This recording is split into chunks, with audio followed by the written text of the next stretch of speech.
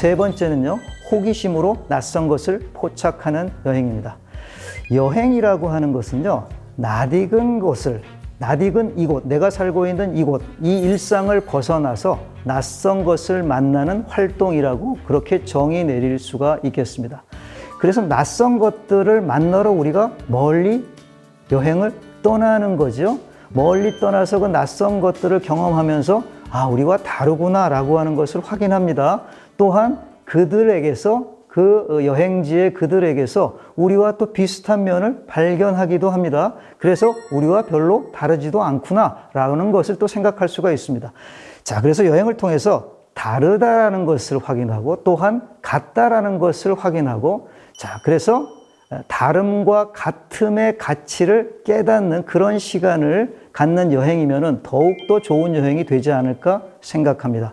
자, 그래서 저는 이런 다름과 같음의 가치를 깨닫게 해주는 좋은 여행 장소가 시장이라고 생각합니다.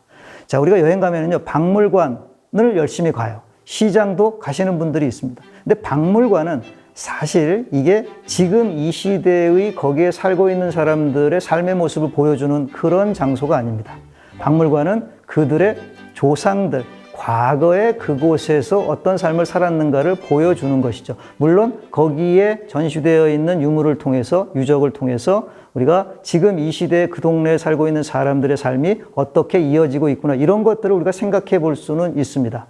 자, 그런데 저는 좀 더 초점을 맞추고 싶은 것이 지금 이 시대를 살아가고 있는 그곳 사람들의 삶의 모습입니다. 그것을 가장 잘 생동감 넘치게 보여주는 곳은 시장입니다.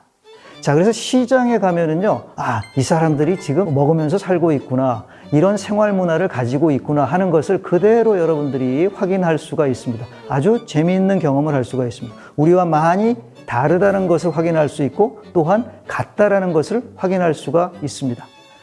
자, 한번 보시도록 하겠습니다. 호기심을 한번 발휘해 봅시다. 자, 아마존으로 한번 가보시겠습니다. 자, 아마존은 여러분들 많이 들어본 아주 익숙한 곳입니다. 자, 아마존의 지도를 한번 보시겠는데요. 아마존은요, 열대 우림이라고들 알고 있는데 그 한가운데 마나우스라고 하는 인구 200만의 대도시가 있습니다. 그리고 이 도시에는요, 심지어 우리 한국 분들도 많이 가서 살고 계십니다. 마나우스라는 도시는요, 대단히 현대적인 도시인데 지금으로부터 100여 년 전에 프랑스 사람들이 들어가서 아마존 개발의 이제 거점 도시로서 이 마나우스를 개발하게 되는데요. 자, 저 정면에 보이시는 큰 건물, 이 건물이 뭘까요? 이게요, 오페라 하우스입니다. 아마존 한가운데 오페라 하우스가 있습니다. 안에 들어가 보면은요, 이 시설에 또 깜짝 놀랍니다. 유럽의 아주 큰 오페라 하우스, 웅장한 오페라 하우스에 비해서 결코 뒤지지 않는 아주 멋진 오페라 하우스가 아마존의 한가운데에 있습니다. 이게 도대체 어떻게 된 일인가? 여러 가지 자료를 통해서 우리가 또 조사를 해볼 수가 있겠죠. 자, 그래서 이 마나우스라는 도시인데요, 아주 대도시인데요, 이곳에서 또 배를 타고 아마존 열대 우림 속으로 이렇게 들어가게 되면은요, 여러 가지 재밌는 자연 현상들을 볼 수가 있습니다. 이게 이제 빅토리아 연꽃이라고 해서 연꽃의 일종인데 지름이 2m가 넘습니다. 아주 대형 연꽃이 되겠습니다. 아마존에만 자라고 있는 연꽃입니다. 이 친구는 많이 보셨죠? 여러분들 그 디즈니 만화 영화에도 나오는 나무늘보입니다. 아주 천천히 움직이는 그 독특한 동물입니다. 한번 안아봤더니면 아주 포근하게 안겨서 가만히 이렇게 있더라고요. 자, 이 친구는 이제 돌고래입니다. 보뚜라고 하는 돌고래인데 민물 돌고래입니다. 고래는 흔히 바다에 살고 있는 것으로 알고 있는데 여기에는요, 민물 돌고래, 또 분홍색이에요. 아주 이쁜 돌고래가 살고 있습니다. 멸종 위기의 동물입니다. 자, 이렇게 다양한 생소한 낯선 그런 경관들을 여러분들이 경험하실 수가 있습니다. 시장 한번 가보시겠습니다. 자, 여기는 메콩 삼각주, 베트남의 남쪽 끝에 있는 건떠라고 하는 곳, 그 도시에서 배를 타고 한 3시간 정도 가게 되면은요, 까이랑 수상시장이라는 곳이 나옵니다. 자, 여기는 이제 새벽에 가면은요, 이제 시장이 열리는데 삼각주 지형이기 때문에 메콩강이 바다와 만나는 곳에서는요, 큰 바다를 만나기 때문에 물줄기가 삼각형 모양으로 이렇게 갈라집니다. 여러 갈래로 갈라집니다. 그래서 유속도 느려지고, 그래서 이제 이 삼각주가 이 동네에 살고 있는 사람들에게는 아주 좋은 교통로가 됩니다. 그래서 이 배를 타고 교통로로 삼아서 배를 타고 이제 모여서 이 까이랑 수상시장에 와서 서로 교환하고 서로 구매 활동을 하게 됩니다. 자, 그러니까 배 하나가 하나의 가게다, 상점이다, 이렇게 보시면 되겠습니다. 다 물건들을 싣고 나왔죠. 자, 이 상점은요, 이 배는 이제 수박을 잔뜩 싣고 나왔습니다. 수박이 보이죠? 근데 어떤 배는 안에 어떤 물건을 싣고 나왔는지 보이지가 않습니다. 이럴 경우는 어떻게 할까요? 사진에서 여러분들이 보실 수 있는 것처럼 큰 긴 막대기를 하나 꽂고 거기다가 물건을 하나 이렇게 달아놨습니다. 저게 뭘까요?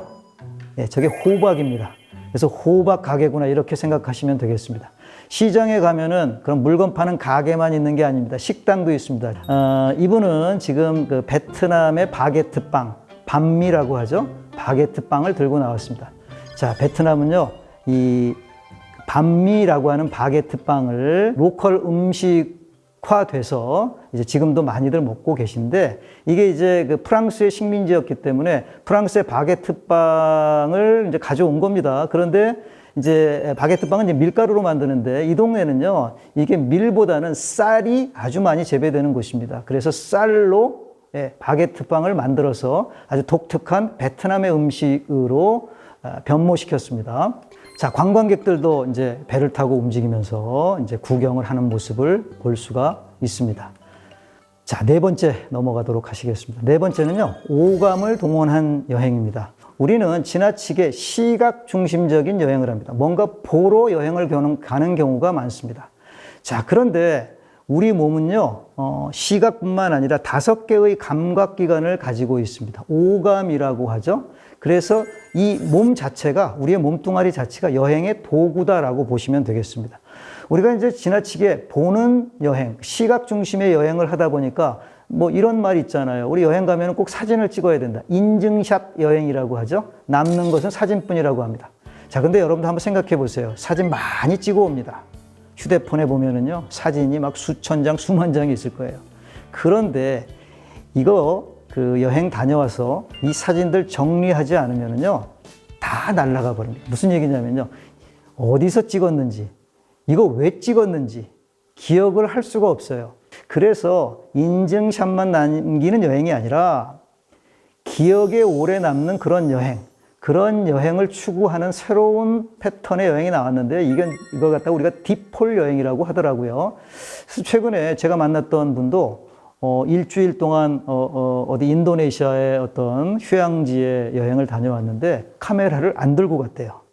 그래서 사진을 한 장도 안 찍고 가서 그냥 일주일 동안 푹 쉬고 왔답니다. 그랬더니 갔다 와서 훨씬 더 머릿속에, 마음속에 깊이 오래 이렇게 저장이 되어 있다라는 그런 말씀을 제가 들은 적이 있습니다.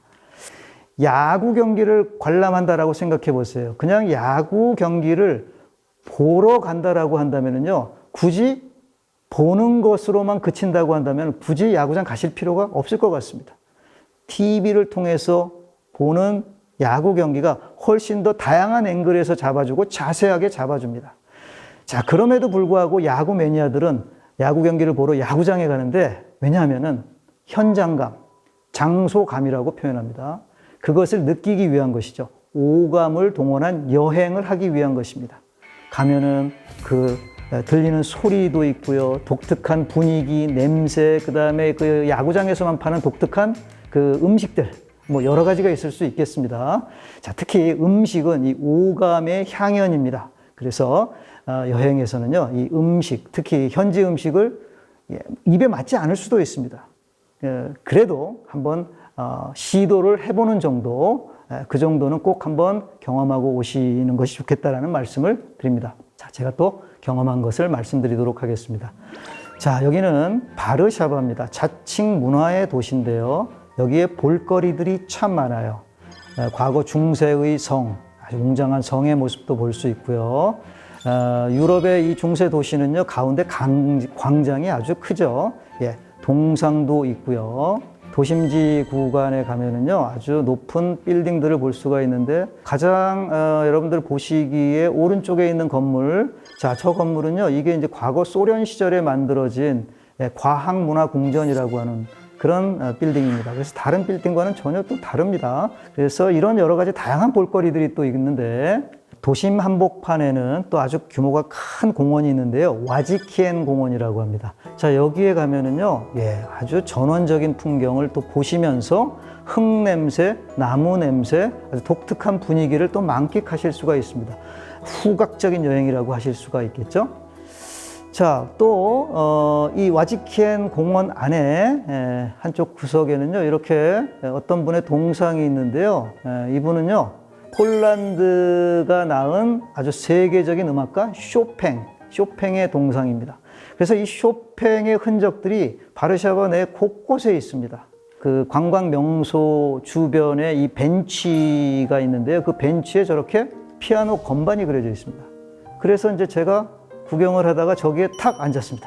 탁 앉았더니 음악이 흘러나와요. 뭐 녹턴이라든가 뭐 이런 여러 가지 유명한 음악들 있죠. 그런 것들이 쏙 하고 이렇게 울려 나옵니다. 그래서 이 청각적으로도 아주 자극을 받을 수 있는 그런 여행이었습니다.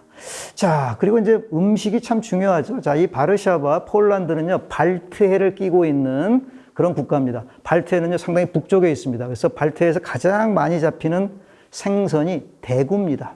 그래서 이 대구를 좀, 대구로 된 요리를 좀 먹고 싶은데 이미 한번 먹어봤더니 제 입맛이 별로 맞지 않았습니다. 별로 맛이 없었어요.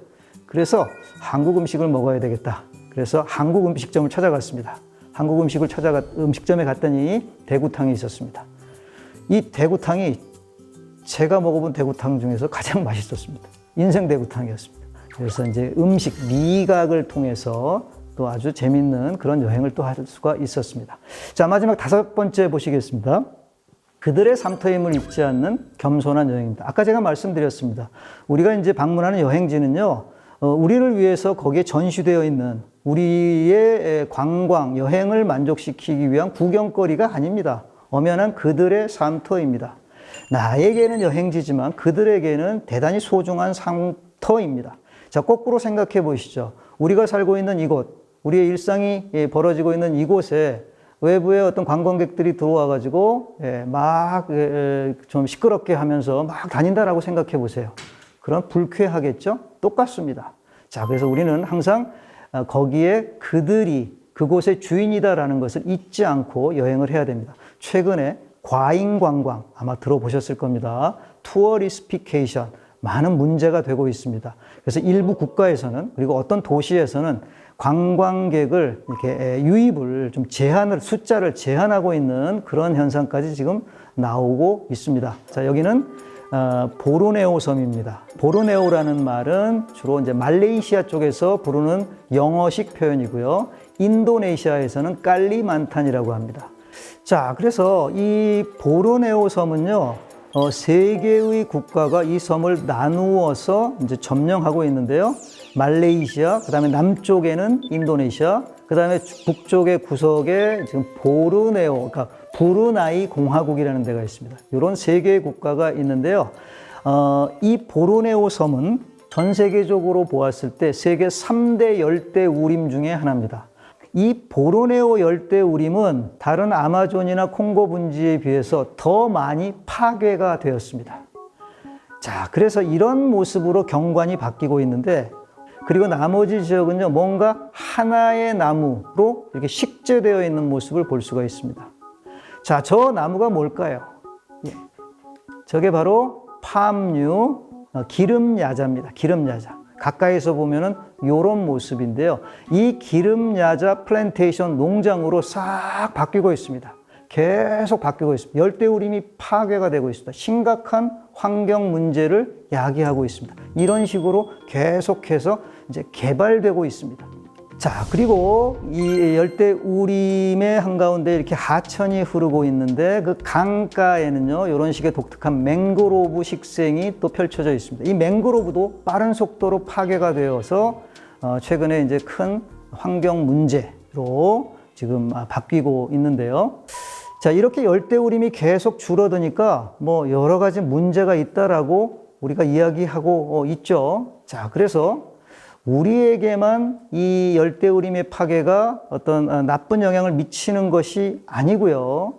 다른 이곳을 삼터로 삼고 있는 다른 어떤 존재도 상당히 어려운 지경에 빠져 있습니다. 자, 여기는 세망고 야생보호센터라는 곳인데요. 열대우림에 살고 있는 야생 동물들이 자기들의 삼터가 계속 축소가 되니까 먹을 것을 구하기가 어려워져요. 그래서 이제 여기에 출몰을 합니다. 그러면 이제 먹을 걸 주고 다시 돌아가고.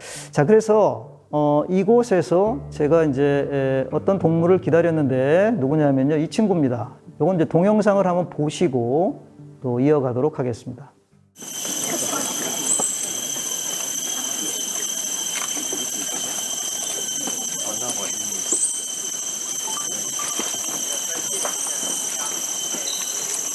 자, 그래서 우리가 이제 겸손한 여행이 필요한데요. 그들의 삶터임을 잊지 않는 여행입니다. 여기서 그들은 항상 그곳의 주민들, 사람들만을 의미하는 것이 아닙니다. 우리와 더불어 살고 있는 이런 동물들, 이 동물들도 마찬가지입니다. 이 열대우림은 그들에게 대단히 소중한 삶의 터전이기 때문에 그렇습니다. 자, 과잉 관광에 대해서 말씀드렸는데 그 사례들은요, 우리 주변에서도 많이 볼 수가 있습니다. 여기는 서울에 있는 북촌입니다. 아주 유명한 관광지이죠. 외국 사람들도 요즘 여기 와서 한복 입고 사진들 많이 찍습니다. 그런데 10년, 20년 전에 가면은요, 다 이런 모습이었습니다. 여기가 이제 이 북촌 안에 있는 이 사진 촬영 그 포인트죠. 자, 요런 모습이었어요. 그런데 이게 이제 최근에 가면은 이런 식으로 이제 바뀌었습니다. 자, 그래서 우리 뭐 관광객들은 여기 와서 사진 찍고 인증샷 남기고 당연히 그런 활동을 해야 되겠지만, 자, 거꾸로 저기에 살고 있는 사람들을 한번 생각해 보시기 바랍니다. 저기에 살고 있는 그 주민들의 입장에서는요, 정말 살기 어려울 수도 있습니다. 그죠? 그래서 저 여러 가지 플랜카드를 붙여놓은 것들도 우리가 확인할 수가 있습니다. 이게 이제 과잉 관광의 폐해가 아니겠는가라는 생각을 해봅니다. 지금 유럽의 주요 관광 도시들에서는요, 이런 현상들이 나타나고 있는데요. 여기는 바르셀로나입니다. 지금 데모를 하면서 투어리스트 고 홈, 글씨 보이시죠? 그래서 최근에도 이런 운동들이 계속 활발히 전개가 되고 있습니다. 자, 여기는 어딜까요? 유럽의 유명한 관광지, 우리나라에서도 광고에도 많이 나왔던 그 배경이 되었던 곳입니다. 산토리니입니다. 그런데 여름철에 가면은요, 뭐 막 쓸려 다닙니다. 그래서 여러분들, 저는 뭐 개인적으로 여름철에는 여기에 가시는 것을 별로 권해드리고 싶지 않습니다. 과잉 관광입니다. 그래서 이 산토리니를 제가 가서 이렇게 쭉 이동을 하다가 이 골목길에 붙어 있는 팻말이 제 발길을 잡았습니다. 존중해 달라. 너희들에게는 관광객들이죠. 이게 휴가이기 때문에 여기 왔을지 모르지만 여기는 우리의 홈, 우리의 삶터다. 그래서 환영한다. 왜냐하면 이분들도 관광으로 먹고 살기 때문에 환영하는 겁니다. 당연히 관광객들이 와줘야 됩니다. 하지만 동시에 우리를 좀 존중해 달라. 여러 가지 깊은 울림을 주는 그런 문구였습니다. 자, 마무리하겠습니다. 자, 여행은 상호문화적 이해의 장이다. 저는 이렇게 생각을 하는데요.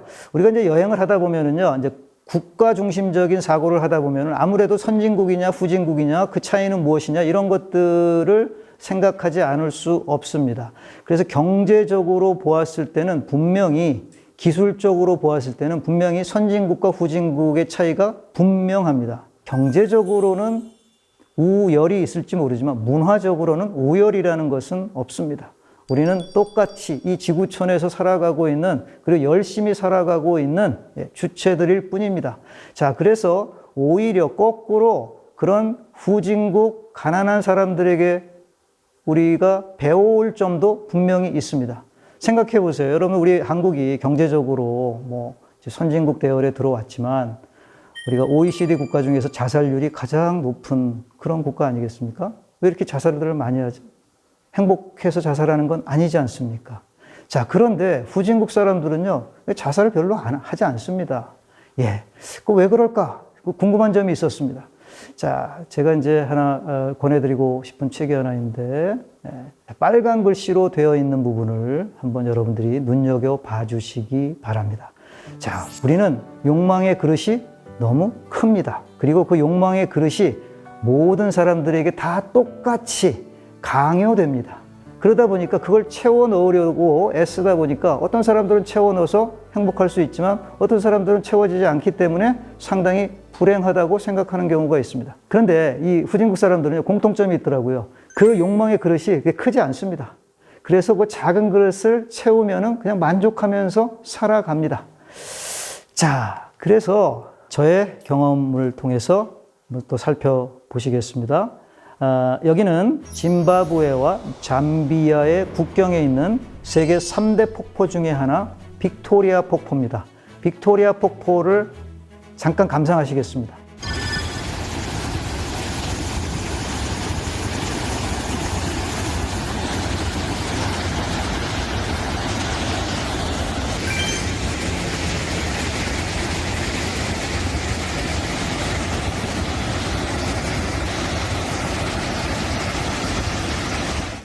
세계 3대 폭포 중에 하나인 빅토리아 폭포를 보셨습니다. 제가 방문했을 때는요, 10월 달이었고, 10월이면은, 이 지역이 사바나 기후 지역의 건기에 해당됩니다. 그래서 우기 때 가시게 되면은요, 훨씬 더, 물의 양이 많습니다. 그래서 아주 근사한, 훨씬 더 웅장한 그런 모습을 볼 수가 있는데, 제가 하여튼 건기 때 갔고요. 건기 때는 또 이게 기온이 40도가 넘습니다. 그래서 이곳을 보고 국경을 넘어서 저 다리가 지금 국경입니다. 그래서 잠비아 쪽에서 짐바브웨로 넘어왔습니다. 그래서 제가 이제 배낭을 메고 터덜터덜 걷는데 너무너무 더웠어요. 40도가 넘는 날씨였습니다. 다리를 건너오면서 저 멀리에 아름드리 나무가 하나 이렇게 보였고요. 사바나 지역에서는 저런 큰 나무 보기가 힘듭니다. 근데 저 나무가 있더라고요. 그래서 야, 저기까지 좀 힘을 내서 걸어가면은 좀 쉴 수가 있겠구나. 그늘 안에서 쉴 수가 있겠구나. 생각을 하고 마지막 힘을 내서 터벅터벅 걸어서 드디어 도착을 했습니다. 도착을 했더니 그 나무 그늘 아래 이렇게 그 짐바브웨 사람들이 앉아 있는데 이분들은 대부분 다 잡상인들입니다. 자, 이것도 아주 유명한 짐바브웨의 기념품입니다. 자, 공이 몇 개입니까? 이게 100조 짐바브웨 달러입니다. 예, 100조 달러. 부도가 났죠. 예, 인플레이션이 너무 심했고, 그래서 부도가 나가지고 경제가 완전히 폭망한 그런 상태였습니다. 그래서 이것도 실제 지폐인데 아무런 가치가 없는 그냥 종이 조각이죠. 그래서 이것도 그냥 기념품으로 막 팔고 있더라고요. 그래서 가만히 앉아 있었더니 이제 이 사람들이 이 친구는 이게 호갱이 아니구나 하고 다 돌아가서 각자 자기 일을 하고 있다가 저 빨간색 티를 입은 나이가 가장 많은 사람이었는데 이분이 이제 내 옆에 쓱 왔어요. 와가지고 저한테 제안을 합니다. 야, 너 그 배낭 속에 혹시 너가 입던 옷들 중에서 나한테 줄 수 있는 옷 좀 없겠느냐? 나한테 주면은 내가 기념품을 주겠다. 우리 교환하자. 그러더라고요. 근데 이제 저 때가 제 여행의 막바지였고 그래서 마침 버리려고 하던 옷이 있었습니다. 이 무릎에 이게 지퍼가 달린 탈착이 가능한 그런 기능성 바지였는데요. 버리느니 아주 뭐 쓸만하고 그러니까 저거를 그냥 드려야 되겠다 해서 꺼내서 드렸습니다. 예, 너무 좋아합니다. 너무 좋아합니다. 그리고 저한테 구리팔찌 비싼 거를 탁 주더라고요. 그래서 저는 사실 버리려고 했던 건데 그런 기념품을 주니까 좀 황송했죠. 그런데 이제 다른 친구들도 와서 저에게 똑같이 야, 나도 교환하자 이렇게 제안을 합니다. 그래서 거기에서 정말 옷을 제가 막 좀 오래된 것들이지만 막 나눠줬습니다. 그 빨간색 티를 입은 아저씨가 하나 더 달라고 해서 마지막 남은 게 저 추리닝 바지였습니다. 저 시장에 가서 제가 8,000원 주고 샀던 겁니다. 근데 저걸 줬더니 저걸 제일 좋아해요. 신축성이 좋거든요. 아주 재미있는 소통의 시간이었는데 동시에 여러 가지 많은 생각을 주는 이분들이 얼마나 열심히 살고 있는가 하는 것들도 확인할 수 있었고 그 다음에 이게 선진국, 후진국 간의 어떤 격차가 얼마나 심한가 얼마나 우리의 생활이 이렇게 다른가라는 것들도 확인할 수가 있었습니다. 자, 그래서 여러분들 이런 5가지의 여행의 방법을 잘 실천하면은 우리에게 여행을 통해서 개발되는 능력이 아주 자기도 모르게 몸에 이제 배양이 되는데요. 뭐 이런 다양한 능력들이 여행을 제대로 하게 되면 자연스럽게 나의 것이 된다라고 저는 확신합니다. 자, 그래서 이 여행은 젊음의 삶에 필요한 다양한 중요한 것들을 다 가져다 준다라고 저는 생각을 합니다. 자, 그래서 이런 능력들을 가만히 한번 생각해 보면은요, 이게 곧 우리나라 그 유수의 대기업에서 신입사원 공채할 때 신입사원들이 갖추어야 할 덕목으로 대단히 중요하게 생각하는 것들이에요.